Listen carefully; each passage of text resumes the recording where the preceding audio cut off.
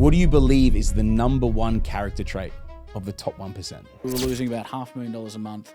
I was 3 months away from losing $800,000 a month. I had to go from a team of 90 to a team of 40 in 2 days. Calm seas don't make skilled sailors. Good times scare the shit out of me. You're worried about your own sense of complacency? That scares me more than challenge. Where do you see the most common mistakes that people make in business as well? Things to be aware of. You can quit or you can move through it. Because the only way out of this is through. If you're an asshole and you make money, you'll become more of an asshole. Yeah. If you're mission driven, you'll make an impact. There is one of my favorite podcasts that I've recorded to date, Awesome, man. I reckon when I listen back to it, it could take the top spot. Welcome to Elevate. This episode is from my guest appearance on the Top 1% podcast with Sam Gordon, and we went deep. We unpack what keeps ambitious people stuck, the real drivers behind scalable growth, and how to evolve into the most powerful 10.0 version of yourself. Sam called this episode the best podcast he's ever recorded. This one is honest, it's raw, and it's designed to challenge the way you think about performance, business, and who you're becoming. Enjoy it, and let's dive in.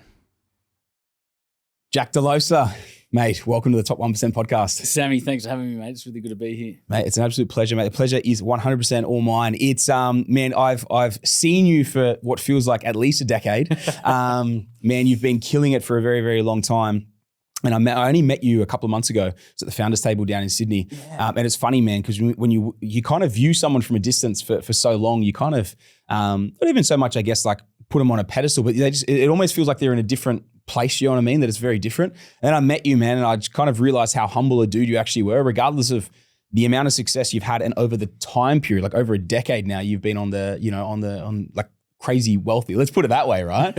In complete reality, man. So it was really cool to meet you and actually kind of feel that humble energy from you. Obviously have the powerful sort of CEO style energy as well, man, but the humbleness really shone through as well. We sat next to each other for about 2 hours over dinner as well, man. So, dude, I'm really excited to have you in the studio today, mate. Have a chat about everything, learn, man, the whole way through, and man, pretty much run the journey, man. So definitely, man. Thank you very much. And straight back at you, brother. Yeah, to my observation, I think that anyone that is, let's call it self-made, when I've been in business for 20 years now, and so you experience some incredible highs, but you also experience some incredible lows. 100%. And some of the challenging years I've been throughout my career have been quite extreme. And so I think both are humbling, right? The success becomes humbling because you realize that successful people are human and insecure and have the same thoughts and kind of insecurities as everybody else. Yes. And then the challenges, particularly when you have a lot of them, like people like you and I do, they tend to knock the ego out of you, which is super healthy. And so it's a common pattern I see in people that have actually done the work. Yes. I agree with you, man. It's a funny thing. One of the things that I always say about my own journey is I'm extremely grateful that I had the success I had in my 30s. Because I feel like if I had it in my 20s, my personality style, especially back then, I would have blown it all up, or I would have killed myself in a Ferrari. I would have done something silly. So, man, I know personally I'm grateful for it. That, and it keeps your head screwed on, right? Like, because I had a very humbling 20s, man. So I can relate to that 100%, especially once you go through business. You have a few, especially like you said there, a few tough years, humbling years as well. Yeah. It kind of puts things into perspective, right? And it makes you realize you're not invincible. So it's cool, man. I feel that, yeah, like I said, man, the humble energy shining through, man. So it's cool to see. I think what we do in our younger years in particular is we identify with all of the labels and all of the objects and roles around us, right? And so, up until the age of probably 28, I had known only success for probably the previous 7 or 8 years, right? Yep. I started the Entourage in 2010. By 2015, we were a $50 million company trading at $50 million. And you were on the BRW Young Rich list at 27, right? Yeah, exactly. Crazy. And so what happens to all of us at a young age, but I think particularly when you reach a certain level of success, is you start to identify with these things. I'm a successful entrepreneur. I'm a CEO. I'm in charge. I'm on this list. I'm on that list. I won that award. And as you mature, you start to realize that a lot of that sort of stuff is scaffolding that we put around us. Okay.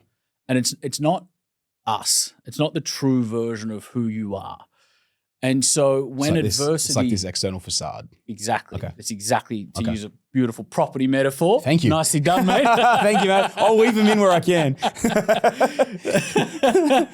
think you've done a thing or two in property, haven't you? Couple of things, yeah. It's exactly what it is. It's the scaffolding and the external facade. And then what challenging periods do is they absolutely fucking level your scaffolding. Okay. Because you no longer, let's use 2016, for example. Mm-hmm. So 1 year we were a $50 million company. During that period, we went into accredited education, became an accredited college, offering diplomas and advanced diplomas in entrepreneurship. Okay. Entered that space incredibly successfully. Our student retention rates, our student completion rates, our student success rates were kind of 10x the industry average in that space. Because we were coming from a place where we didn't have any accreditation, right? So we had so much muscle, and then we brought that muscle into the traditional education system, and we were just able to outperform everybody. And so about 6 months into that space, the government changed the regulations in an attempt to wipe out that industry and to push everybody back to university and TAFE. And so for that, so you made waves that big in a way that No, the changes weren't due to us. The changes were due to dodgy providers, mainly in kind of like Northern Territory and stuff, taking advantage of the scheme. Okay. And so it's the same government pattern you've seen in solar. It's the same thing you're seeing in NDIS right now. For sure. It's the same pattern. But I was so young back then that I didn't realize there was this pattern in government industries that the government got involved in. Okay. And so that change for us meant that we were losing about $500,000 a month. I was 3 months away from losing $800,000 a month. We'd been listed as the 4th best place to work in Australia. I had to go from a team of 90 to a team of 40 in 2 days. And that didn't solve the problem. That just bought me 2 weeks to solve the problem.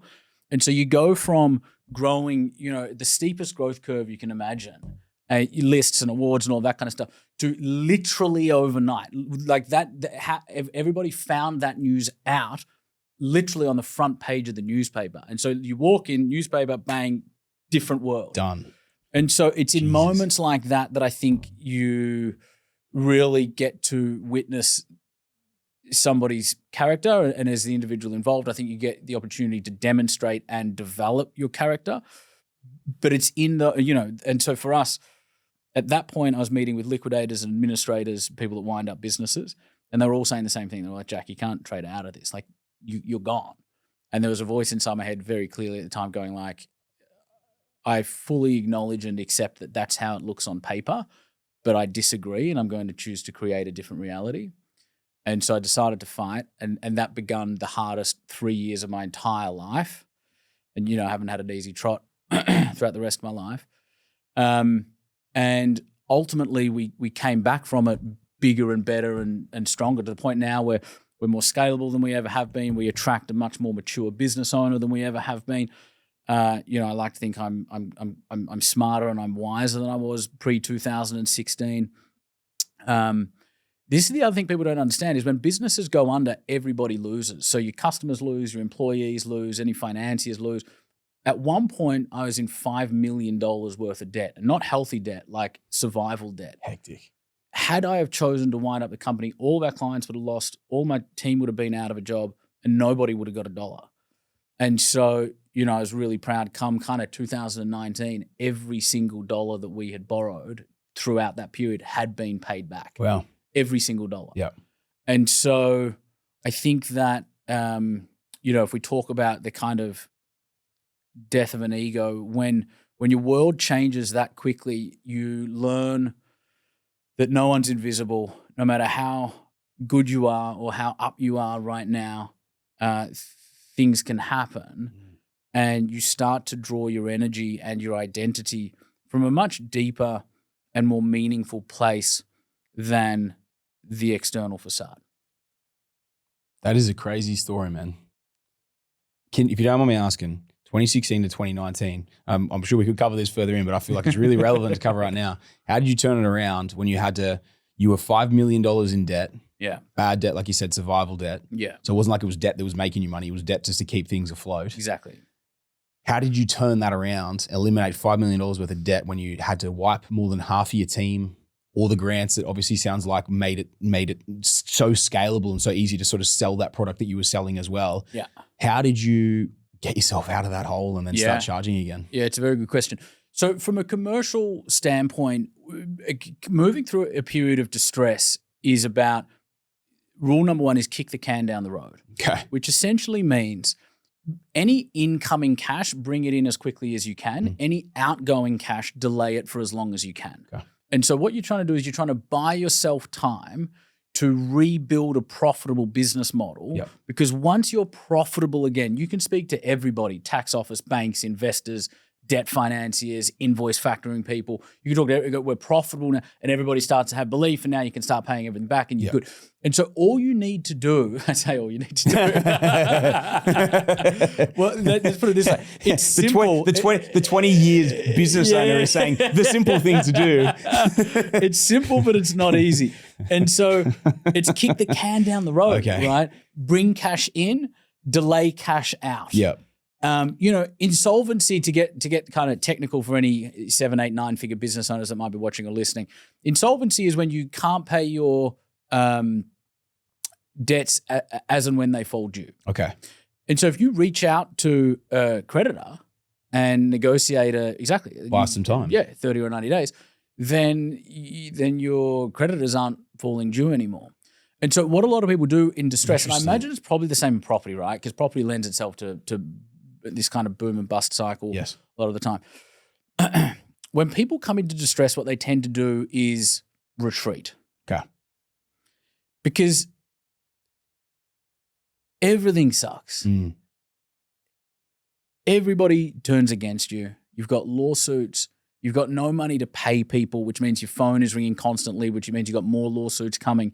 You're trying to manage and, comfort your team while still being honest. You're not sleeping. You're not eating. There's all this stuff going on. And so, to stay at home with your head under the pillow is very emotionally attractive at that point, because you just want to kind of wish it away. Yeah. And so that's the last thing that you should do. It's kind of like adversity in life, right? You have to lean into it. And in my experience of managing turnarounds is, if you're talking about creditors and debtors and financiers and investors, generally speaking, if they're half smart and you communicate with them forthrightly and honestly and don't try and bullshit them, they will work with you. The reason being is, if a company goes under, as I said earlier, everyone gets 0 cents in the dollar, and they know that. And so the conversation is, we have a problem. Yeah. Not I. We have a problem. Very true. And this is what I am going to do to move through it. And so leaning into it, communicating honestly, and managing all of the different stakeholders is critical. Yeah. And then from a human kind of emotional standpoint, I think that when I'm going through a hard time, I have this weird thing where I just kind of lock in and take it a day at a time. And I've been asked a lot of times, where does that come from? And I think it comes from this. We live in a culture, particularly today, where, particularly people our age or younger, where people believe that life should feel good all the time. It should be easy, almost. It should. It fucking know. Yeah. It should be easy. It should be joyful. I should be happy all the time. All my days should be great. There's this real misconception around what I would say to be fundamental reality and life itself and the human condition, right? Even just mathematically, half your days are going to be below your average day by definition. And so I was never under the impression or the misconception that life should be easy. I'll give you a really funny example that's just come to me. I used to play golf with my dad when I was very, very young. and I'd hit the ball into the bunker, and he'd go into the bunker and he'd pull the ball out and he'd put it on the fairway. And I had to say to him, Dad, don't do that. Leave it, yeah. The bunker's a part of the course, and that's me getting my – if I never hit it from a bunker, I'll never know how to hit it from a bunker. And so – and you'll probably also not have that desire to avoid it at all costs, hitting it into the fucking bunker. Yeah, exactly. Yeah, you don't learn the lesson. Yes. Right? And so it's a really strong metaphor for life. Yes. And so I think it's really helpful when you come to a point of acceptance, which is to say, business is fucking challenging. Life is fucking challenging. You are going to come up against times that stretch and pull every single aspect and element of yourself. And the time when you want to have a break and the time when you want to have a holiday is going to be the time when you can at least afford to do it, right? And so accept that that's part of your reality. And then when it comes, what I do is I just say to myself, Jack, you're not going to enjoy the next couple of years. And you've got a choice. You can quit or you can move through it, because the only way out of this is through. So what do you want to do? And for people like you and I, Sammy, quitting's obviously not an option. And so that's the reality, and that's the fundamental kind of reality of the situation. And so for me, it's about accept that it's going to be painful. Accept that you're not going to have a lot of fun. You're going to miss your nephew's birthdays and the birth of my brother's children, and you're going to miss partying, and you're going to miss your social life, and you're going to make all of these let's call them sacrifices in pursuit of climbing the mountain and overcoming the adversity. And then on the other side, it just so happens that all of that challenge is actually the greatest period of your life, because our periods of greatest growth come from our periods of our greatest challenge. And so on the back end of it all, it's like an accelerated personal development and business program, right? And so, it's commercially, it's kick the can down the road and lean in. Personally, it's understand and accept that life is painful sometimes. And particularly, if you're an entrepreneur. And therefore, lean into it with grace when it occurs. It was Osho that said, there's no difference between pain and the longing to be without it.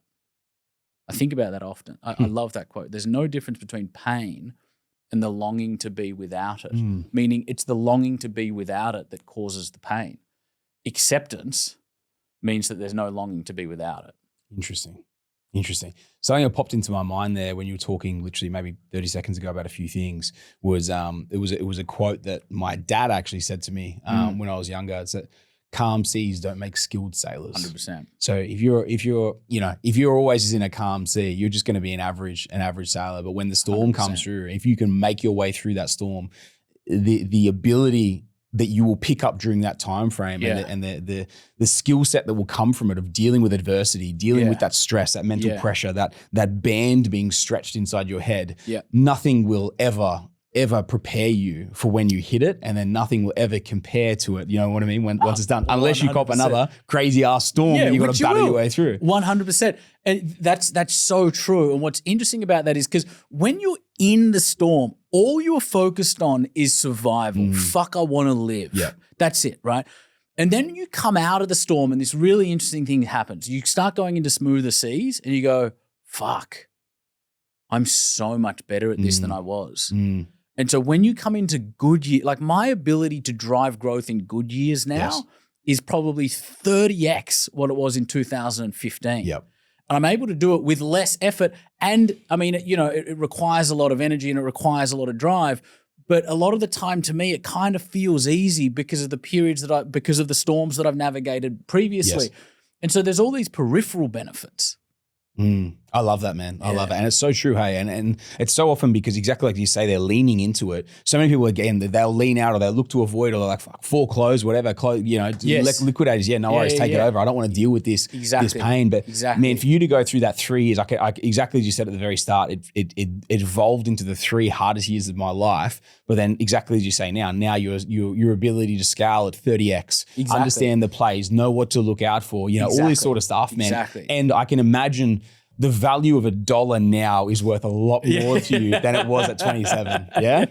Yeah, 100%. The biggest jump for me in that was becoming a father, to be honest. Because previously I was just kind of doing it all for the love of the game. Yeah. I'm not financially driven. Okay. Right? Really? Yeah. At all? No, I'm not financially driven. Now, what a lot of people hear when I say that is, Jack said money doesn't matter. That's not what I said. Yeah, I get you. Money matters. I actually think most people underestimate the extent to which money matters. 100%. Money fucking matters more than the vast majority of people realize. And so I recognize that money really, really matters. But is it my driving force? No, it's not. And so, I was doing business purely for the love of the game, which is something I know you share, out of a sense of mission, and because I'm very kind of impact driven. And then you become a father, and you start to place a greater emphasis on. For me, it made me more clinical in every aspect of my life because I had to become more clinical. And so rather than just drive, it was I became even more strategic. Yeah, I love that, man. So you were saying there a second ago as well, to around the money and not being financially driven. I would be intrigued on your thought on this because this is how I feel. It's man, in reality, like you get to a certain point of wealth. Yeah. And it doesn't mean that much more. It's almost like just a way of keeping 100%. Score. You know what I mean? Like once you hit, let's say 8 figures in the bank account or net worth perspective, there's not that much you can't do. There's not that much more that another 0 to take you to 9 figures would allow you to do. 100%. Right? You might get a better car, a bigger yacht, a bigger house or whatever. But at the end of the day, you are 10, 20 mil net. You're still going to be able to afford a mad house, really nice car, everything. You know what I mean? It's just like, okay, maybe 100%. You can 5X it or whatever. But at the end of the day, it's, man, it's not that it's not a driving force at the same time, but it's not the pure driving force. You know what I mean? So it's like, it's after a point, it just becomes a way of keeping score. That's exactly what it is. The more money I make, the more you see through it. And the more money I make, the more I realize that most other things in life are more important once you get to a certain point. Yes. And so, 100%. As you say, at 8 figures, there's very little you're unable to do. When you hit a net worth of 30 million, there's basically nothing. There's basic, like the incremental kind of additions to what you're able to do beyond 30 million are minute. I don't want to own a fucking yacht. I don't enjoy being on boats, to be honest with you. You know what I mean? Yeah, I get you. And so, and 2 things. Firstly, what you said beautifully, it is a way to keep score and that's important. And secondly, it's the fuel. And so while it's not my driver, I have needed to come to the realization, probably 15 years ago that even if you are somebody that is driven by mission and vision, money is the fuel that will enable your vision to travel. Yes. And without it, you'll be significantly less powerful. Yeah. Now, there's some people that would argue with that, going, Jack, money's not where power comes from and power comes from internal. And I agree with all of that. But money is one of the most powerful energies in the universe because it's an accelerant and it's an amplifier. Yeah. And so what I find is that generally people that say money doesn't matter are usually very broke and usually have a very limited impact because of their relationship with money. Man, I agree with you completely. It's exactly as you said, that the accelerator in terms of what you're able to do and enables you to do and just execute in general. 100%. Like everyone can have the greatest dreams in the world. It's like, no disrespect to anyone that goes out there and goes to some third world country and helps it out. But at the end of the day, if you were wealthy and you pumped 100 grand into that, the local people getting paid $5 a day or whatever it is, you know what I mean? Like how many thousands of people could you help build? How many thousands of orphanages or whatever it was for 100 grand versus you going and spending your time? Now it might give you a sense of purpose, but if you also did that alongside being able to help and invest and really actually change something versus, well, I'm broke, money doesn't matter, so I'll go help on the tools myself. Yeah. It's that might sound brutal to some people, but in reality, it is a reality. You know what I mean? It does enable practical output so much. Is so much greater. Yes. Yeah, 100%. Yeah, I agree completely. And there's a lot of people with philanthropy that say, don't just throw money at it, go and spend time yourself because it demonstrates a genuine care. And so you can kind of argue that either way, but your fundamental point is inescapable, which is with money, you're able to achieve so much more than you without money. I've been fortunate enough to spend a bit of time with Sir Richard Branson throughout my career. And one of the things that he says about Nelson Mandela, we view Mandela as, Mandela was, arguably the greatest activist that ever lived. Yes. So we see him as such. Branson says, Mandela was the best salesperson you'll ever meet. He's like, you couldn't have lunch with Nelson Mandela without cutting a check for $10 million. Now, obviously, that's Richard Branson talking, right? I'm sure a lot of people had lunch with Nelson Mandela without cutting a check for $10 million. But the point is that Mandela had no ifs, buts, or maybes or confusion about the reality of economics. And so, yes, he was an incredibly powerful human being who also understood that he needed finance to get shit done. Yeah, I love that, man. I love that. Exactly as you were saying before, an amplifier. It is. It's an amplifier. It is. If you're angry and pissed off and you make money, you'll become more angry and pissed off. If you're an asshole and you make money, you'll become more of an asshole. Yeah. If you're mission-driven, purpose-driven, and want to make an impact, either through philanthropy or other means, then it will amplify your ability to do that. And so money is just a magnifying glass. It's just an amplifier that will make you more of who you already are. I love that, man. I love that. Man, we're 25 minutes in. We've already dropped so many, or you have dropped so many value bombs on the way in, man. I'm loving this thing. And dude, normally I start with a rap sheet. We're 25 minutes in, mate. I've got to throw the rap sheet in. Bloody hell. Jack Delosa, mate. What an absolute introduction. What an introduction. To throw the rap sheet in, to wind up our intro before we move on to the greater end of the potty. Bloody hell, mate. What a start. Man, circa 1 million followers across all platforms. Yeah. Which is crazy. It's crazy. Anyone that's doing anything decent or trying to achieve something decent, you've probably been, some algorithm has probably targeted you with your content at some point. I know it's been targeting me for quite a while. Man, 5-time AFR Young Rich List as well. And as I said earlier, first appeared at 27. And the net worth at the time was about 25 mil. Is that right? I can't remember something. Yeah, that's what I was reading up earlier. So nice. I'm throwing out there. I'm pretty sure that's what it was, which is crazy, man. Which is crazy at 27 years of age. Because ultra high net worth individuals is 30 mil, right? So you were pretty much on the cusp of that at 27 years of age. Or was it 20? No, I'm pretty sure it's 30. High net worth is 8-figure, 10, and then ultra high net worth is 30, which is crazy. Yeah. Best-selling author, and you've obviously published 3 books as well. Yeah. Awesome, man. Yeah, dude. Oh, and the Entourage as well. That year that you made the BRW fastest growing company, AFR BRW, fastest growing companies. But you placed 4th, right? And so that was best places to work. Best places to work. Best places to work. Okay. Yeah, and you're on the fastest as well. We were on the fastest growing as well. Yeah. I can't remember when and what number we were though. Yeah. Man, talk to me about that just for 1 second around best places to work, dude. How is that? Yeah, it's really important to me, man. Culture is really important to me. And who I work with is really important to me. And it was very important, 10, 15 years ago. And it's probably only increasingly important today. Yeah. When you boil a business down, a business isn't an actual thing. It's the people. Like, show me your business. You can't point to it. You can point to your website. Yeah. But all a business is a bunch of people and a box of contracts. And today the box of contracts are digital. So all it is a bunch of people. And in most businesses, you've got a growing bunch of people that are all headed in different directions, making ununified decisions. And so generally what most businesses do is as they're building their team, it only builds their chaos. It only builds the lack of unity.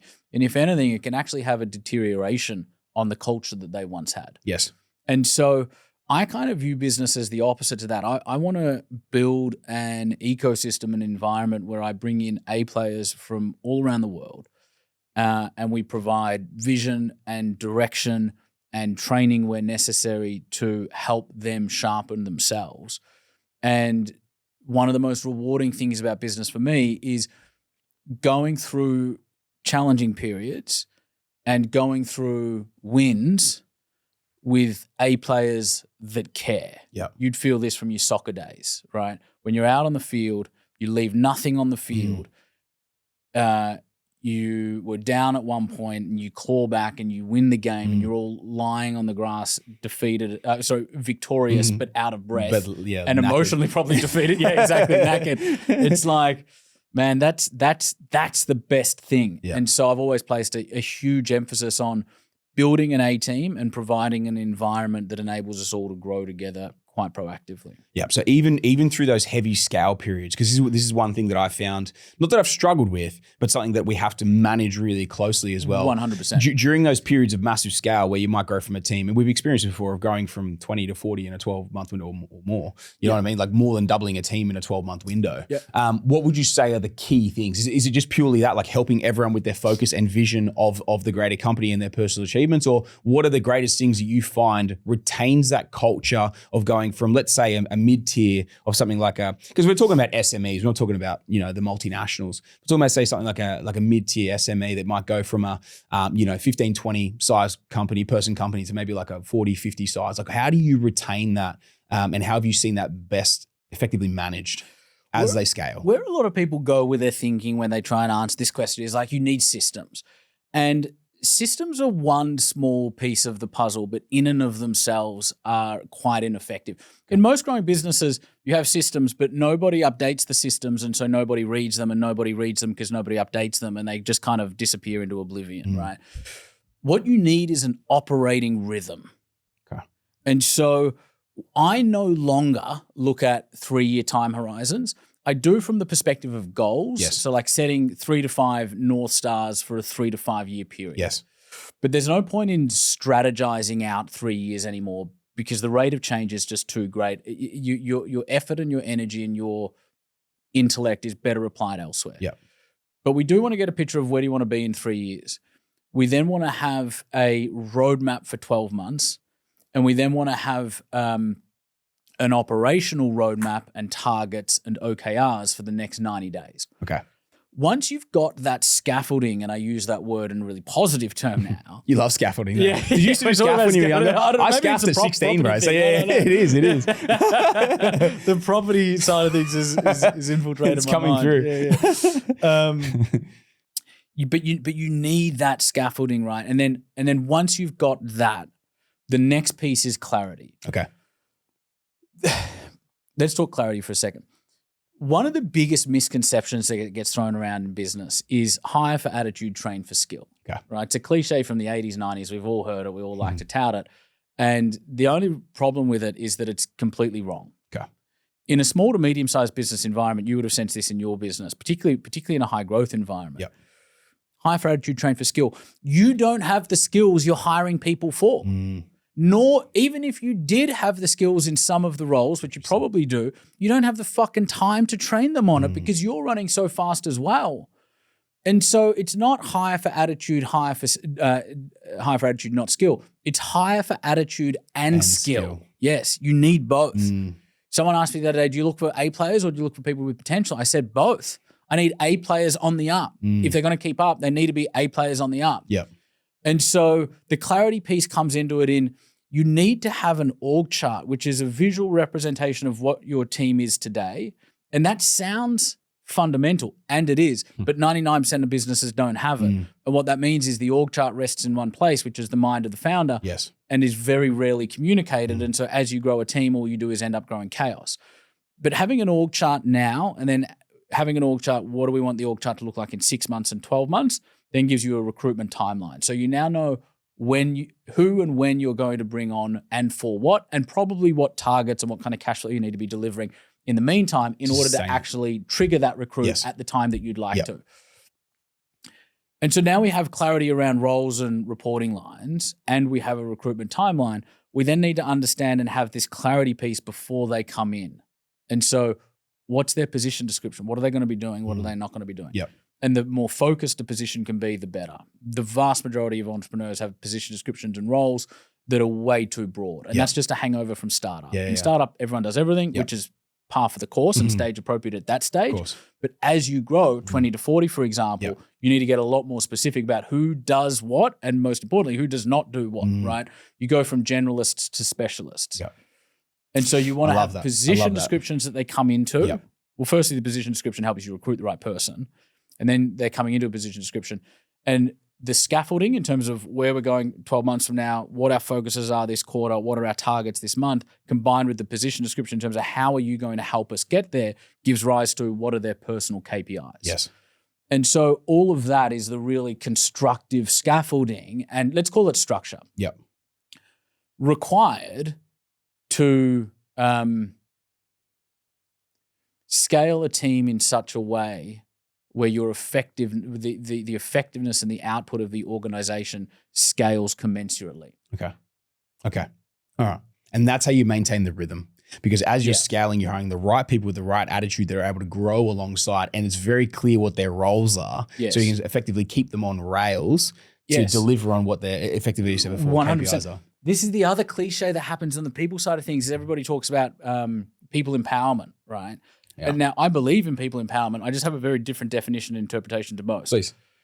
People empowerment is not come in, we're amazing, this is fun, do whatever you want. That's not that's disempowerment. Yeah. Most people don't want to come into an environment where it's do whatever, define your own role. The vast majority of people, if not everybody, wants structure. Yeah. Show me what success looks like and show me what success does not look like so that I can win and so that I can show you, my employer, that I'm winning. Yep. Right? And so people empowerment is provide the fucking leadership and direction that your people are seeking. I love that, man. I love that. It's funny, dude, just as a bit of a throwback to the way that we've done things in the past and then realized that mistake as well. Right. Man, when we used to hire, this wasn't myself personally, this was like an entry-level thing in terms of initial conversations. We always say, it's a great place to work, all the rest of the bullshit. Yeah. And you get people coming in for the wrong reasons, not realizing the job's fucking hard. Yes. And that we're a fast-growing company and that there's a lot of stresses involved with it. Yes. Now, bro, we just talk people out of it. We're like, you don't want this. This is the most stressful fucking role you'll ever have. Yes. Yes, it will be the most rewarding thing you've ever probably done and potentially will ever do. Yeah. But don't think it's going to be a walk in the park. It's going to be fucking hard. And before any conversation comes anywhere near me, they've had 2 or 3 interviews that says that. Yes. And then I hammer them home with it with a deadpan face straight across the table going, this will be the hardest thing you ever do. Yes. And really try and almost talk them out of the role. So alongside the obviously, the appropriate JD to make sure they can fill in with that as 100%. Well. Yeah. That's exactly what you should be doing. There's 2 things here. The first one is you have to approach recruitment from a position of null hypothesis. Okay. Explain that. Null hypothesis is a term that comes from science. Okay. And so when a scientist is running an experiment, what they do is they come up with a hypothesis and then they try to prove it wrong. Okay. And if you develop a hypothesis and you try and prove it wrong and you try and prove it wrong and you try and prove it wrong and you can't, then you hold that it is most likely probably true. Okay. It's the opposite to how the human brain works, which is the human brain works from a place of confirmation bias, which is we have a belief or a thought and we're not even all that conscious of our beliefs or our thoughts until we develop self-awareness. And then we just try and prove our beliefs and our thoughts right. Unconsciously. And it's so easy to do that. Yes. Right? It's like when you Google something and you go, does X do this? You will get 1,000 articles showing how it does. Yes. But the same way if you Google it the other way, it'll show 1,000 articles why it doesn't. Yes, you know what I mean? It's just like, fuck. If you're looking for the positive, it will be there. 100%. And so it doesn't mean it's the right thing to do. That's exactly right. If anything, it might be an indicator that it's not the right thing to do. And so how that corresponds to recruitment is most business owners will sit in a room and not only do we have confirmation bias, but they're probably already in a bit of pain. The business is bursting at the seams. They're too fucking busy. They're covering 6 different roles. They're like, fuck, I need someone in this role 3 months ago. And so that only amplifies one's confirmation bias. Yes. And so you sit in an interview and you tell them everything that's amazing about the company. And then you go, you drink water, we drink water here too. You're going to fit in so incredibly here. And then we go, what's your biggest weakness? And the person goes, I work too hard. And we go, that's fantastic. The whole process is this manufactured surface level theater that doesn't cut to the source of the issue. And so what null hypothesis is do the opposite of that. Okay. Do not assume that the person sitting in front of you is right for the role. Yep. Assume that they are not right for the role until they prove and demonstrate evidentially otherwise. Yep. The second point is the point that you raised, which is 100% correct. My job as the founder and CEO is to talk people out of coming to work for me. Because the person that comes in because it's exciting is probably the person we don't want. The person that comes in even after we've told them how high-paced it is, how high change it is, how entrepreneurial it is, how hard work it is, the person that is still hungry, not willing to come in, hungry to come in after that That's the A player that's going to contribute to the direction of this business.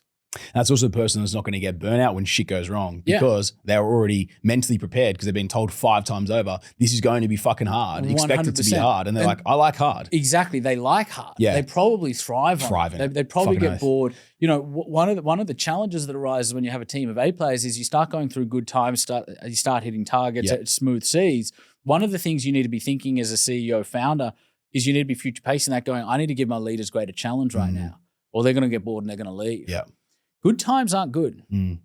Everyone thinks they want good times. Good times scare the shit out of me. Good times, today, having done this for 20 years, when times are good, I become incredibly diligent.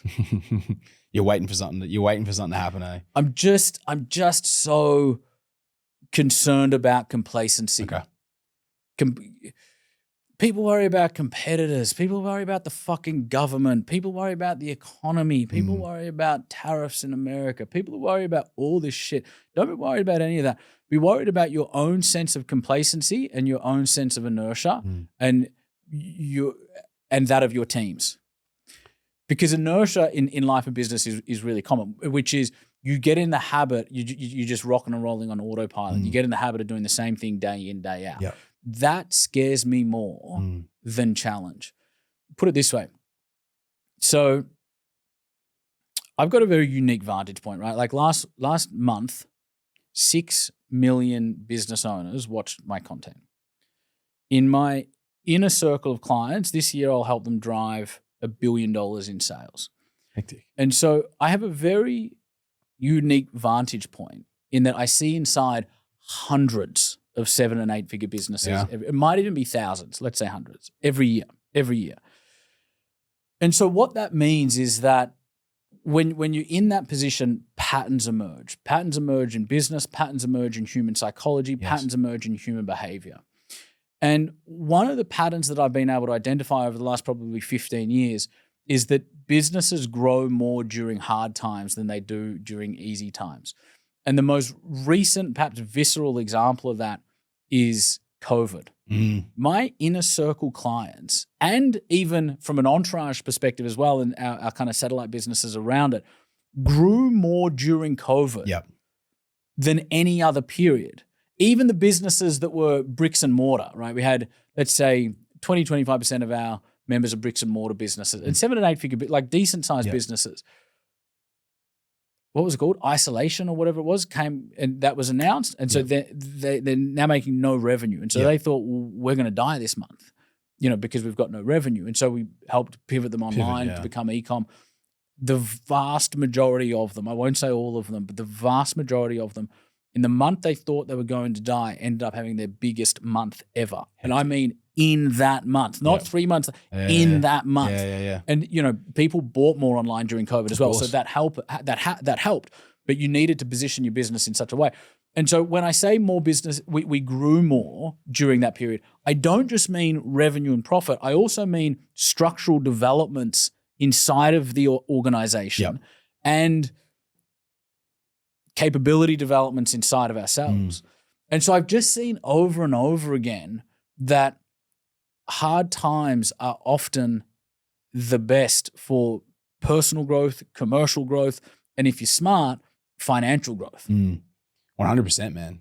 Dude, I couldn't agree more. Like I even look back at our journey and during COVID, man, it was crazy. And obviously we only started 18 months before COVID. But the growth that we had through that period, it was almost like untenable, like almost uncontrollable, the amount that we had through there. And it was like, dude, I'm a fucking farm boy, like trying to figure this shit out. I never came from corporate. I'm trying to figure this shit out. And man, those 2 years were the craziest years of my life, but it set so much of my psyche to like be able to deal with problems. And then as I've moved through, obviously I've become a much more advanced business owner. Man. And like, but so much learnings came through there where I had 100%. to just learn how to do shit, Best season. Yeah. And often it's not all that enjoyable in the moment. moment, but like afterwards, you look back on them as the best seasons. Yeah. I'm with you, man. I'm with you. Yeah. Mate, if we talk about pivots, I just want to pivot into a couple of quick questions for you. When I was doing a bit of research on you as well, I could see you were obviously you have invested in a lot of different businesses, a lot of different things as well. There's one business in particular, the unicorn, right? There was like a $0 to $1 billion within a 10-year window, $1 billion valuation. Can you walk me through that and like how that played out as well? Yeah, so that business was a financial payments company. Okay. I came in pre-IPO. They then IPO'd, and they were a absolute rocket. Can you disclose who they are? Yeah, it's e-merchants. Okay. So stock code's EML. Okay. Hit some challenging years the previous years. They expanded internationally and hit some regulatory hurdles as they did that. Yep. But a beautiful company, even still today after a few challenging years, particularly for those that came in pre-IPO. So that's a business that I'm an investor in, but I'm not hands-on. Yeah, I get you. Pure investment. Yep. And so I do draw that distinction. There are businesses that I invest in because I believe I can come in and I can help them scale, and I do that. Yep. And then there's businesses that I invest in at arm's length. So at the moment, I'm looking at SpaceX, for example, which I obviously will not be involved in any way, shape, or form. But who knows? You might get the call up, mate.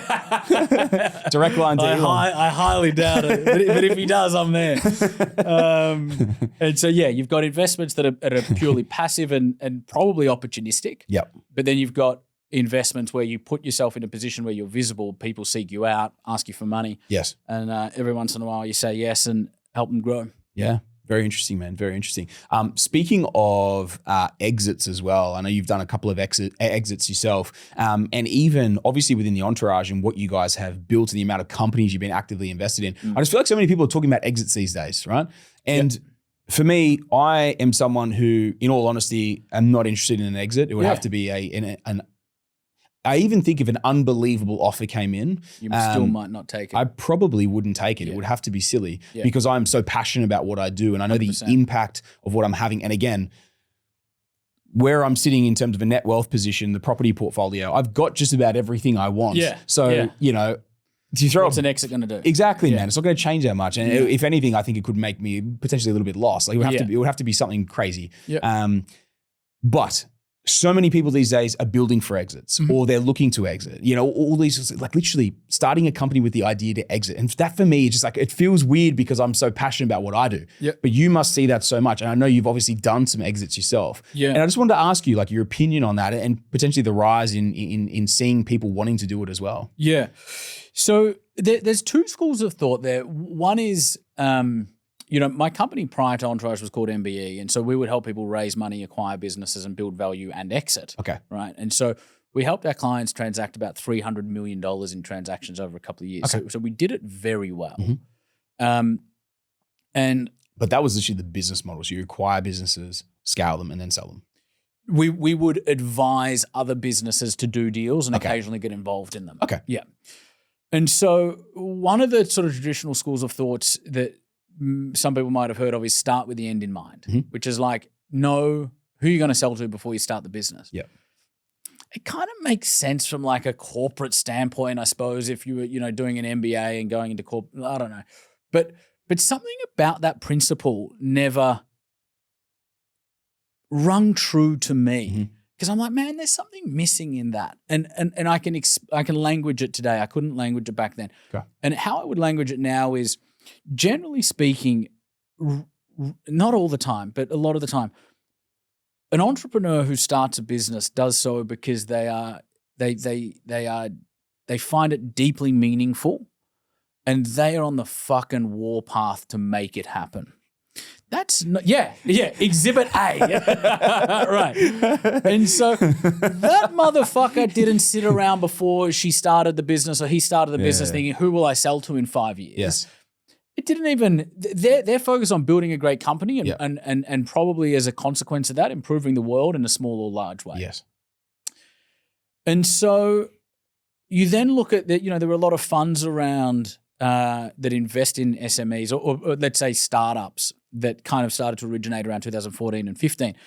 And they would only invest in you if you did not have an exit strategy. Really? And I loved that, man, because I'm like, they get it. And you know who the fund was? It was fucking entrepreneurs that are high net worth that have built shit themselves. Yep. And I'm like, they get it. They know someone needs that passion and that drive in them to actually build that product properly. Because when the fucking hard times come in, the person's just building for the exits. They're going to go missing. It's too corporate. Yeah. It's like, you want the person that's so obsessed with just getting it done. Yep. And here's the thing. What makes a good exit? Build a great company. That's the most important. You can have your fucking exit plans and your 8 target acquirers and you're going to build competitive tension between 8 people and you're going to run this 12-month process. But the business that builds a great business is going to, if they do eventually choose to exit, sell for a lot more than the mediocre business that just runs a good exit process. Yeah. And so now that's the two sides of the fence. I obviously kind of straddle both sides, and let me explain what I mean by that. I'm picturing you sitting on top of a fence at the moment. Yeah. An old it's 3D a worrying pine visual, isn't it? Yeah, it's a little bit. The Entourage, I've been running it for 15 years now. Okay. And when you're running a business for that long, it goes through so many different iterations. It's like a relationship, right? You've got to relearn it many times. And so it's not like you do the same thing for 15 years. It's probably changed and evolved literally every 3 years. But for me personally, the Entourage is kind of the center of my commercial world. It builds audience. It brings in great businesses. It's got an exceptional brand globally, and it opens pretty much whatever doors that I want to open. Yep. And so that's the center of it. But then we might start a consulting company that consults into, 2015, I started a consulting company that consulted into large corporations because we'd built so much muscle in the SME market that we had a demand from corporates. And so we had people like Amex reaching out, Telstra, Hoyts. In what capacity? To advise? Yeah, wanting us to come in and help them either with culture or help them with strategy so that they could grow. Interesting. Built that business, sold it. In 2019, my years might be a little bit off, but shortly after that, we had a lot of demand from mainly our inner circle clients, but also our broader community to help them from a financial perspective and an accounting perspective. Because they wanted an accountant or a virtual CFO that wouldn't just lodge their tax every quarter or annually, wouldn't just do their compliance, but could actually advise them from a place of understanding the commercial drivers of their business. Yeah. And so we started an accounting business. So that became, an industry leader in its field, and we had some of Australia's best brands as clients. Frontrunner's one that you probably know. Of course. And then February 2023, I sold that business. Okay. And so I'm not planning anytime soon to sell the Entourage. Yeah. And here's the other thing, man, is I fucking love it. Someone asked me on a podcast the other day, if you could have any business in the world, what would it be? And I thought deeply about it. And my initial instinct, which I then thought of and tried to challenge, null hypothesis, going like, just think of something. I couldn't, because I was like, the business that I want to run is the business that I have. Yes. Because if I wanted to run a different fucking business, I'd be running a different business, 100%. right? And so I don't want to do anything else. And this is part of what sustained me 2016 to 2019, because quitting sometimes is a really attractive option. But then your head goes to, what else would I do? Yeah. And all I would do is build this again, right? And so not selling Entourage is probably primarily a personal thing. Yeah. It's all I want to do. Yeah. It's kind of who I am. Yeah, it's your identity now. Yeah, it is. Yeah, it is. I've been studying psychology and NLP and cognitive behavioral therapy and management and leadership, dude, since I was 6. Like I'm built to do what I'm doing. Literally from the fucking ground up. I'm built to do what I'm doing right now. And then in addition to that, it just so happens that we've got an audience and a brand and credibility and networks that I'm able to start, scale, and exit businesses as I choose to around that. Yes. It's almost like little bolt-ons that Exactly. can be a complementary what it to the It's Entourage. exactly what it is. Scale those, sell those instead. exactly Man, I feel you, dude, because like it's funny because I was saying around my stuff before, it sounds like you're just exactly the same. Like property is my vehicle that I love and know so intimately. And I literally think the exact same thing, man. Someone come in and offer me, because people have asked me this before, and like, what about like they throw like 100 million? It's like 100 million, it's like what itch is that going to scratch? The 250. It's like, all right, you start thinking, but it's like, but then if I was to do it, it's like, what else am I going to do? There's like, I'm going to trap. I'm 35, mate. Like, what the fuck am I going to do? Go sit on a beach forever? Like, dude, I tell you an interesting story that I'm going to shoot a video on next week. Okay. 32-year-old guy called Marcus. Okay. Sells. He coded and built a computer game himself called Minecraft. Okay. Yeah. I wasn't even familiar with it. I'd heard of it, but it's like a really blocky, kind of low graphics game. I've heard of it. I don't know what it is either. Yeah. He codes it himself. He builds it himself. Clearly a genius inventor.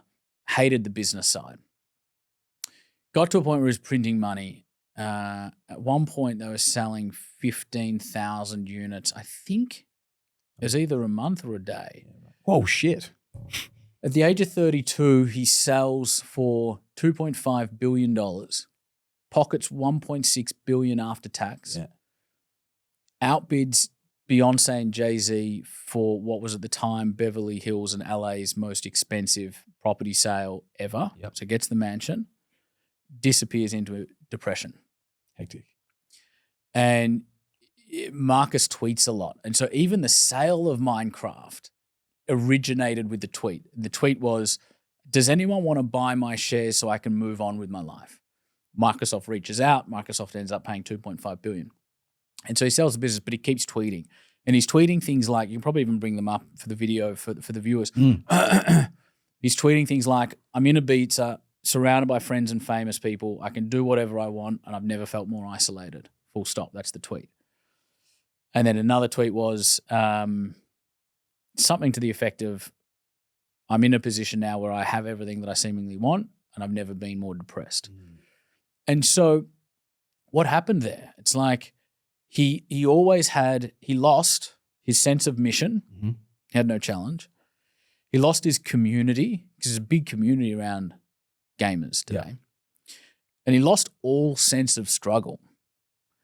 And that's an interesting one, because if you speak to most entrepreneurs, even anybody with a dream, they will tell you that they're living a life that's full of challenge and struggle. And we often can get to a point where we start to resent it. But when you look at the people who have made a lot of money, or you go through that process of making a lot of money yourself, you actually realize that the reward is not the exit. The reward is not the payday. The reward is the struggle itself. Because it's through the struggle that all growth occurs. And even at a spiritual and emotional level, that's why we're here. And so you're much better off viewing business as a personal development vehicle with a remuneration plan attached than you are. That's an interesting way to put it. Yeah, than you are to wish it was easy. Yeah. Man, that's such an interesting way to put it as well. And man, I was recently interviewed by Mark Burris on his podcast. Yeah, legend. He is, man. Legend of business in Australia. Right? So much of what we've spoken about in this discussion is leaning into challenge and not wanting lollipops and rainbows and unicorns. That's what I love about Mark. He's from that old school. Mark came up as a business partner of Kerry Packer. Kerry Packer had a fucking gun in his top drawer, and he would bring out the gun when he was angry, right? And so that's the era that Mark comes from. And so there's a strength there, and there's a willingness to lean into challenge with Mark. Anyway, you're on this podcast. Yeah, man. No. I love the insights, man. He the last 10 minutes of the podcast, we were talking about fires, and how like it's just a part of the day-to-day of dealing with fires. And we were talking, and I was even bringing up the fact of like when he did his $500 million exit in 2004, which is probably a couple of billion these days, with inflation taken into account. And we were talking about even today, man, he's still dealing with fires. Like the whole idea and the whole premise, really the job of being a business owner, an entrepreneur, all this sort of stuff, it's twofold. Obviously, you've got to be typically the creative person. You're coming up with the ideas and you're driving the vision. Yes. But then the other 50% of it is dealing with fires and putting out fires. And he literally said, even today, I'm still putting out bloody fires. Yes. You know, and I think it's like, man, if you don't have the capacity and the grit and the determination to be able to push through that stuff and understand that that is literally at least 50% of the role that you're going to be dealing with fires, putting out fires and having that level of stress, it's probably not for you. It's 100% not for you. And when you are a genuine entrepreneur, you know it. Yes. Right? I was running an Entrepreneurs Unconvention in 2014. We had about 800 people in the room in Melbourne. And I'm on stage presenting to this room. And Andrew Morello, do you know Morello? Rings a bell. Larger than life, both physically and as a character. he's a very unique and lovable human being. He won the first Apprentice, and he was Mark's head of business development at Yellow Brick Road. Interesting. One of my best mates has been with me in Entourage from literally 2011. Oh, wow. He walks in the room, he's at the back of the room, and he's waving to me. And I'm presenting to 800 people. Yeah. And I'm kind of looking at him like, dude, I don't know what the fuck you want me to do. But he's like, come here. I'm like, you're presenting? I'm presenting to 800 people in the middle of a keynote. Yeah. And so I say to the room, let's do this exercise. Close your eyes. Now, I want you to imagine that you're starting a restaurant, and I run them through an exercise while they're closing their eyes. Yeah. And as I'm doing that, I'm walking up the stairs of the amphitheater to Morello at the back. I turn my mic off. I go, what the fuck do you want? Yes. I'm busy. Yeah. It's one way to put it.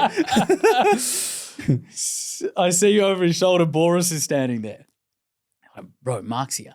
I'm like, oh, shit. G'day, Mark. Welcome. Thanks for coming. He's like, he's happy to get up and talk if you want. I'm like, 100%. I'll finish this exercise. I'll get them to open their eyes. I'll introduce Mark and speak for 20 minutes. And so I walk back down the stairs, continue to walk, turn the mic back on, walk down the stairs, get them to open their eyes, introduce Mark. Yeah. And so Mark comes down, and the first thing he did, he goes, that boy's fucking clever. You should see what he just did. And he told the audience what I just did, and they were hysterically laughing. But it it showed them a sneak peek under the curtain in terms of the magic trick. But he went on to talk about, and so we've got Mark Boris presenting to 800 business owners in Melbourne, impromptu, wasn't on the landing page. And his rocks up and riffs. Yeah, I've just got so much respect for Mark. But the audience obviously loved it because it was a surprise for all of us. And in that discussion, he spoke about, I sold Wizard for $500 million. Mm-hmm. Kerry owned half, so Mark got half, Kerry got half. And then he tried to retire. And I've experienced this myself in terms of trying to retire. And he said, but I had to come back in. I had to start Yellow Brick Road. Why? Because I am built to build businesses. I'm not built to sit around and retire. I'm not built to only invest. I am built to build businesses. Yeah, interesting. And so that's kind of what we're talking about right now, which is when you are an entrepreneur and it's in your blood,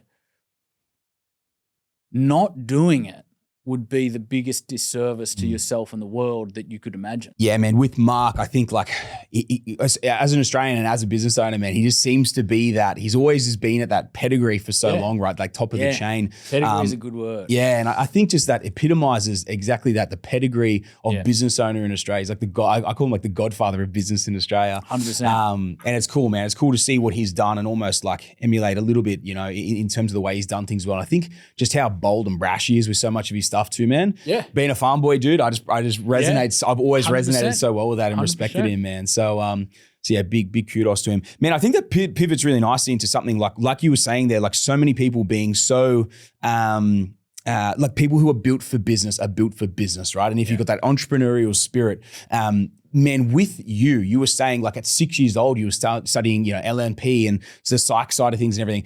Where did it come from you, do you think, for this entrepreneurial flair and this desire to be a business owner, Like where did that come from? So when I was a very young age, my parents ran a not-for-profit organization called Breaking the Cycle. Okay. And so they would take youth at risk off the street, out of abusive homes, out of jail, put them through a personal development and employability program and then facilitate them into employment, which many of them had never been employed in their entire life. And they could only take a finite number of young adults each year. And so they would deliberately choose the people from the most challenged backgrounds. And even though they would choose, the people from the worst of the worst, Yes. They were the most successful at what they did in terms of helping youth at risk find meaningful employment and have longevity in it. Yes. And so mum was the head teacher, dad was the managing director. Okay. And so mum was a teacher her whole life. And so what that meant was at home, we had books lying around on neuro-linguistic programming, cognitive behavioral therapy, psychology, management, leadership. I remember I was probably early teen years. I listened to 1 Minute Manager by Ken Blanchard on cassettes. Yeah, right. So you'd open it up and you've got four cassettes and four cassettes. Slit, you got to rewind it and stuff. Yeah. I remember play that. and rewind and shit like that. And yeah, man, it was crazy. My dad lives in Daylesford, and must have been 10 years later he was moving, and so we were kind of moving some stuff out of his storage shed, and he said, you got a couple of boxes there, and I didn't even remember that I had boxes there, but I came and sort of checked them out. And in there was 2 ring binder folders. You kind of open them up and there's ring binders. And 2 of them, and they were packed. And so it wasn't like a triangle anymore. It was a rectangle because it was packed full of paper. This big box. Yeah. 2 of them. Yep. And I open it up and I look at it, and it's typing. It was my notes from studying Tad James's program on neuro-linguistic programming. How old were you? Size 11 font, bro. It was probably like, I don't know, like 2,000 pages, maybe more. That you had typed out of it? Yeah. What? Yeah. And how old were you? I don't know. Jesus. That's crazy. It's crazy, man. And so I clearly had a very natural affinity to psychology. I've always been obsessed with how we think, why we do what we do. And then a premise of neuro-linguistic programming is your life pretty much comes down to the quality of your communication. Okay. Because neuro-linguistic programming, neuro is your head, linguistic is, generally speaking, the words that you use. Yeah. And then programming is how do you do it more constructively. Okay. And so communication starts with how do you communicate with yourself. Okay. Because all thinking is asking and answering questions, Yep. right? That's all we're doing when we're thinking. And so Yep. the better your questions and the better your answers, the more constructive you're thinking, the better your life will be. And so communication, people think communication, they think it's only interpersonal. It's not. The most important communication happens with yourself and then secondarily interpersonally with other people. And so I just had this hunch from a very young age about that fundamental truth. I was always like, hang on a second.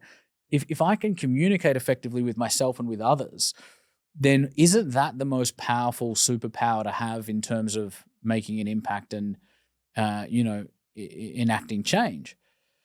And so I had a natural affinity towards it, and I grew up in an environment that nurtured it. Man, it's really interesting. It's so often that those early years, those formative years, and how that plays out can have such a drastic impact on us. 100%. And I look back at myself, man, like growing up on the farm, it was normal just to work on the weekends off from school. Right. And you look at yourself and you're growing up around these your dad being effectively running a business and your mum being the teacher and all this sort of stuff. And then you're growing up reading these books that are being left around as well. Yes. And the impact that had on you, man, it's crazy. And it makes so much sense because like you said, you've been doing this now for like 20 years. Yeah. So, and it's just been like inbred, inbuilt into you from such a young age. I've been doing business for 20 years. Yes. And so business is really just my vehicle to take all of that understanding and those skills and apply them in the real world. Makes sense. Something else that I loved what you said there was you kind of like worded it in this sentence the way you were wording it, but it's a phrase that I love, man. Do you want a better answer? Ask a better question. 100%. Right? But the way I love that you put that, man, is asking that of yourself. 100%. And it's very interesting, man, because like I say it all the time about even like speaking to other people, but it's funny to almost like apply it to yourself if you're not getting the answer you're wanting from what you're doing. Yes. Are you asking the right questions? Are you probing yourself properly to get those correct answers? So I love that, man. That's where it starts. That's awesome. Yeah. That's awesome, bro. Makes a lot of sense, man, why you've grown up and effectively started the way you did at such a young age as well. Yeah. So I love that, man. Thanks, man. If we take a little bit of a pivot, we've spoken so much around scaling businesses, and maintaining the culture and all the different things in terms of scaling it. I just want to know, because sometimes being hyper aware of what potentially could blow up, where do you see the most common mistakes that people make in business as well? Things to be aware of. Business is fundamentally a game of growing from constraint to constraint. Okay. That's all you're ever doing. Okay. Is you're trying to grow into bigger and better problems. Okay. And so the constraints in one's business journey change at each stage of the business. When you start out, the constraint is, I don't yet have a product or a service. Okay. And so that's the constraint. You solve that constraint. Yep. The next constraint is, nobody knows about it and I don't have any customers. And so you go out and usually through friends or family or networks or like your inner circle, you get foundational customers. Build some awareness, Yeah, exactly. And then the constraint becomes not enough people know about it. And so then you probably start to do a little bit of marketing. And then the constraint becomes, okay, I'm generating interest, but my sales system isn't honed in and isn't optimized. And so I'm generating interest, but I'm not converting people. Okay. And so at that point, the constraint is sales conversion. Yes. And then you solve that constraint. And then you realize that you actually need to generate even more leads. And so the constraint at that point is, I'm generating interest, but I'm kind of doing it from word of mouth and referrals and kind of almost reactively. I need to market proactively. Yep. And so I build a marketing engine and you unlock that constraint.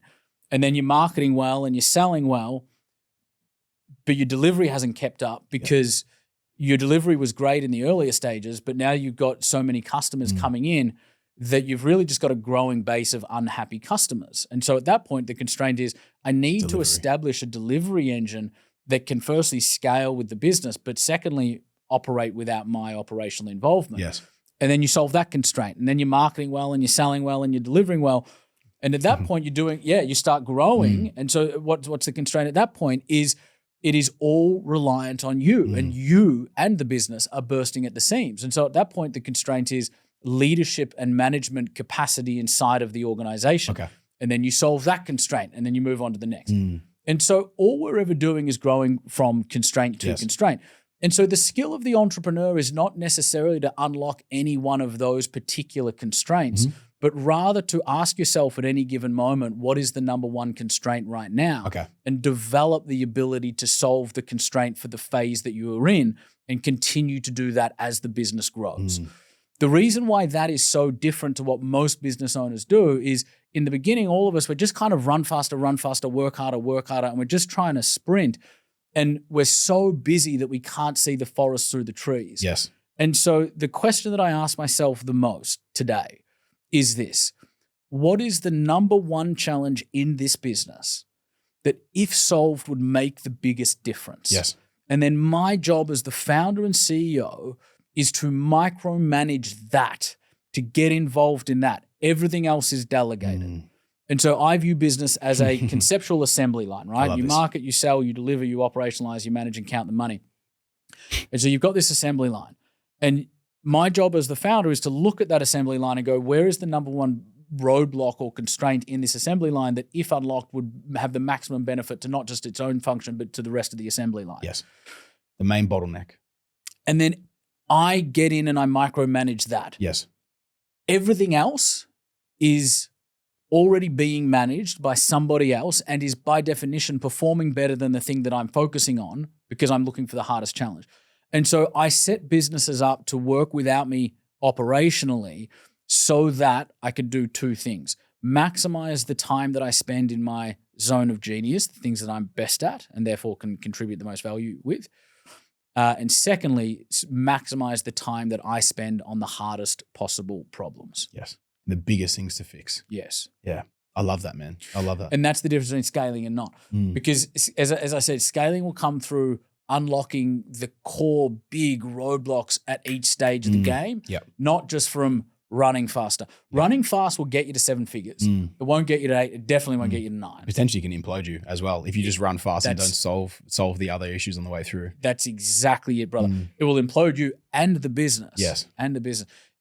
And ruin your rep, which you only have one of. And once 100%. You fuck that, game over. you get to a point where it becomes really expensive to continue to do everything by yourself. And so you get to a point where if you're choosing to do everything, the output of the business by definition is limited by how much you can get done in a day. And so that places a very firm ceiling on the growth of the business. And so we all reach a point where we need to go from me to we. It's no longer about how much can I get done in a day, but how good am I at setting up the structure in the ecosystem that enables other people to do their life's best work.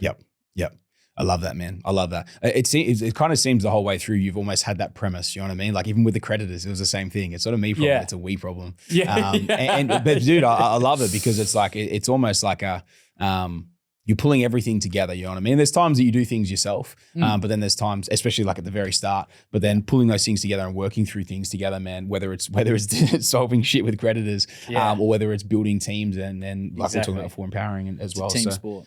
I love it, man. I love it, mate. I honestly have loved this chat, man. There's been so much gold in it. I've got a few final questions to kind of wrap up with as well. But thank you so much for sharing like all the wisdom that you've come in with, man. It's been awesome. It's been hectic, really man. Enjoyable. Likewise, brother. I've spoken a lot in this podcast about things I don't usually speak on. Is that right? Which is very unique. So it's been enjoyable, brother. Ask a better question, get a better answer. Correct. Learning from the master. I love it, man. I love it.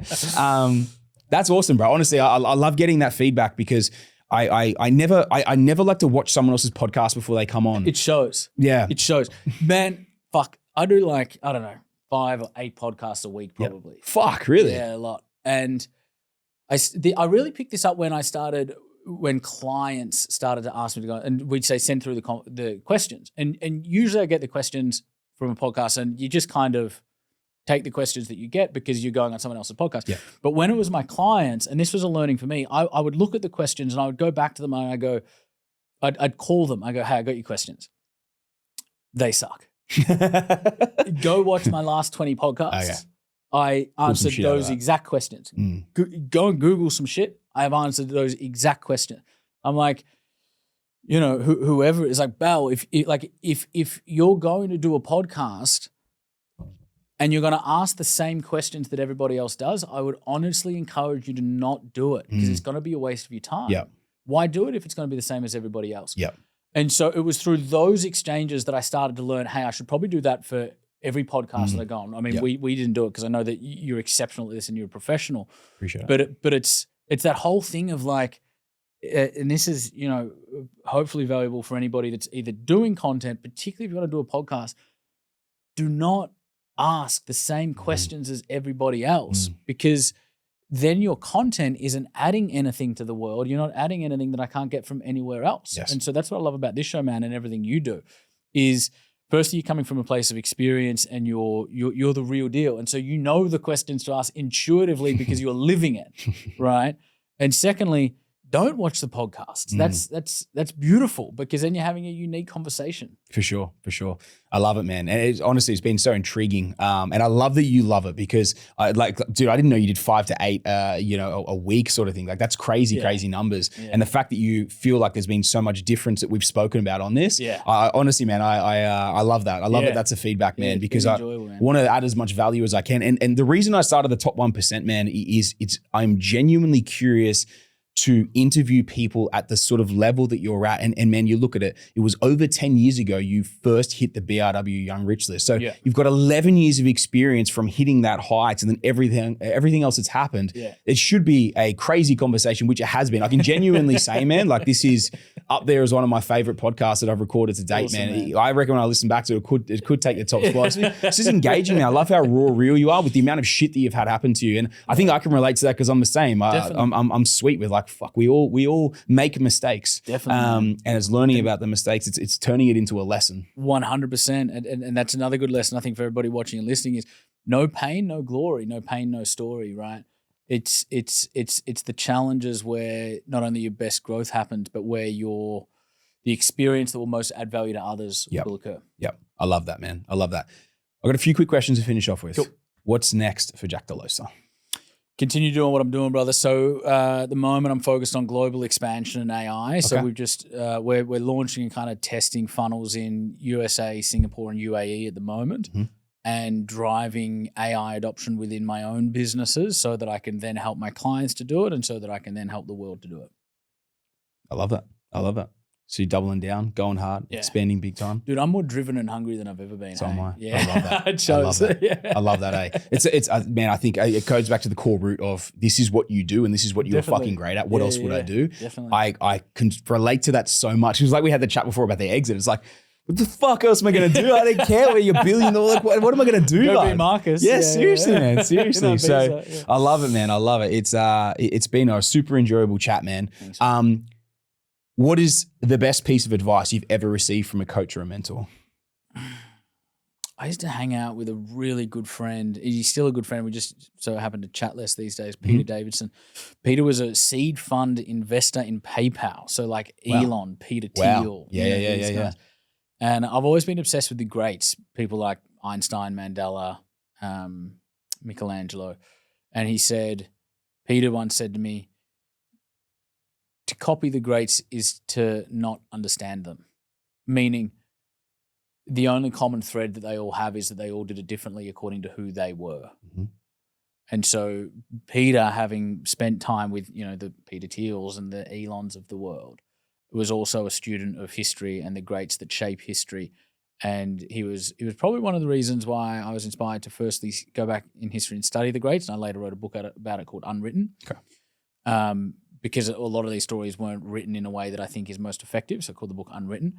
So not just to study the greats, but to also understand that in studying them, I'm looking for the underlying principles to apply them in my own way. Okay. Very interesting. So pulling it apart the way that you saw it rather than potentially the way it was put out. You're looking for underlying principles that you can apply according to your values and your preferences and yourself. To copy the greats is to not understand the whole premise. That's interesting, eh? So doing it with your spin, Exactly. like doing it in your taste, in your way. style. Exactly. Yeah. It's funny, hey, because you're trying to imitate someone else, man. It's like the best version you're ever going to give is the version of yourself, even if it's like in a way of someone else or a style, but then you need to do it in your own way. You can't copy that intrinsically the same way. Because I could never be a Jack Delosa. And in all reality, I don't think you could ever be a Sam Gordon. 100%. And it's because we are intrinsically who we are, and that's what makes us powerful. Exactly. And so it's leaning into that. Exactly. I love that, It's man. about turning you up. Yeah, I love that, man. That's a good one. That's a good one. Man, my final question for you. Cool. I love this one. What do you believe is the number one character trait of the top 1%?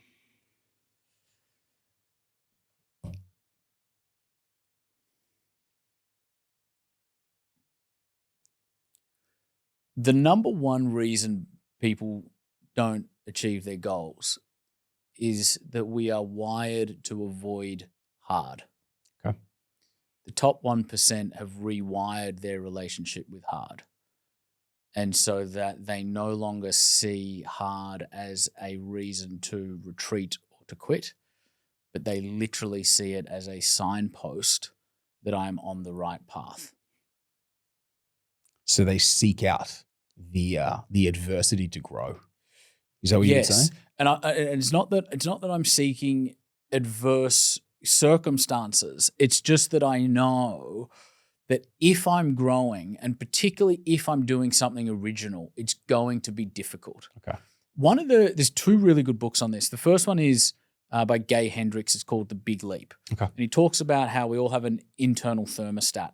And so when areas of our life start to get too good, whether it's money, happiness, relationships, career, our internal thermostat kicks in and goes, I'm in unfamiliar territory here. Okay. And we go back to our baseline. Okay. No different to the temperature of a room. When it gets too hot, the thermostat kicks in and we'll take it back to the temperature that you've set it at. And same with when it gets too bad, we'll go, hang on, it's getting too bad. The thermostat will kick in and it'll take you back to your baseline. Okay. And so you want to identify that is a principle that exists in human beings. And then when you're hitting your upper limit, identify that you're hitting your upper limit and lock in so that your old upper limit becomes your new normal. Okay. The second book that's probably more commercial is called Creativity Inc.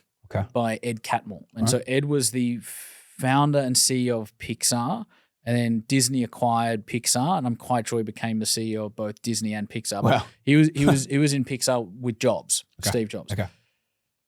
And in the book Creativity Inc., Pixar did some incredible things, man. Like Toy Story, for example, was the first animation film that ever did what it did. And they were the first people to tell kids stories on multiple layers where adults would be entertained and see value in the story. So it's like a multi-layered storytelling and animation. They're very, very innovative. And in Creativity Inc., he says, we came to see discomfort as a signpost towards innovation. Okay. We learned that when we were doing something new, it would be recalcitrant, it would be challenging, it wouldn't really work. And so when we were doing a project and everything was going really well and everything was on time, he said we would drop tools, we would stand back and we'd go, what are we doing wrong? They literally wired themselves that when they were uncomfortable, that was their cue that they were on the right path, which is the opposite to how we're naturally wired as human beings. Yeah. We're built for easy. We're built for survival, right? We're built for survival. Yeah.